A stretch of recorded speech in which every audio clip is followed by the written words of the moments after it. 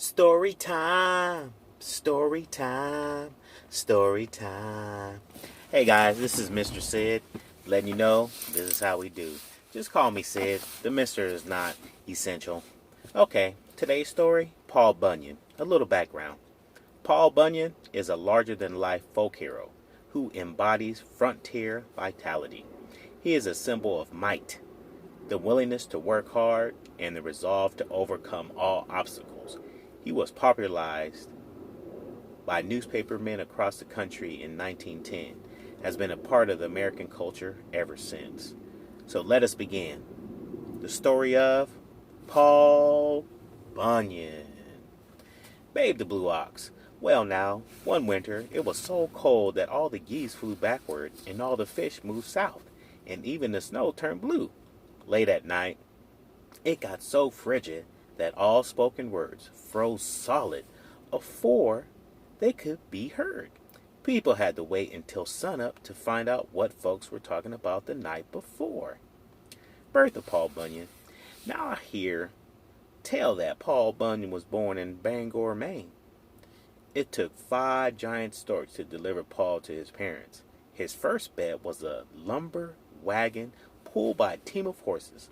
His father had to drive the wagon up to the top of Maine and back whenever he wanted to rock the baby to sleep. Paul Bunyan tames the Whistling River. The Whistling River, so named because twice a day it reared up to a height of 200 feet and let loose a whistle that could be heard for over 600 miles, was the most ornery river in the U.S. of A. It took a fiendish delight in plaguing the life out of the loggers who worked it. Paul Bunyan and the Frozen Flames. One winter, shortly after Paul Bunyan dug Lake Michigan as a drinking hole for his Blue Ox babe, he decided to camp out in the Upper Peninsula. It was so cold in that there logging cap. Now Paul Bunyan and the log jam. One spring day, the loggers on the Wisconsin River discovered a huge log jam, the biggest they had ever seen. The logs were piled about 200 feet high, and the jam went upriver for a mile or more. Those loggers chopped and hauled at the jam, but it wouldn't budge an inch, so they called for Paul Bunyan to give them a hand. Paul Bunyan's kitchen. One winter, Paul Bunyan came to log along the little gimlet in Oregon. Ask any old timer who was logging that winter, and they'll tell you I ain't lying when I say his kitchen covered about 10 miles of territory.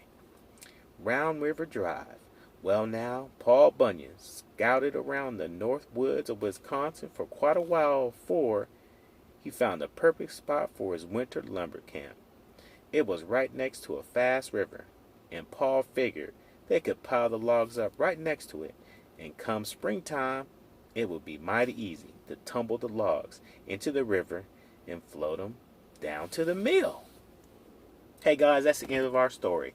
Bangor, Maine, that's northeast United States of America in North America. Check out your geography. We might have a channel on geography one day, but right now, this is Sid signing out. That's Sydney, baby.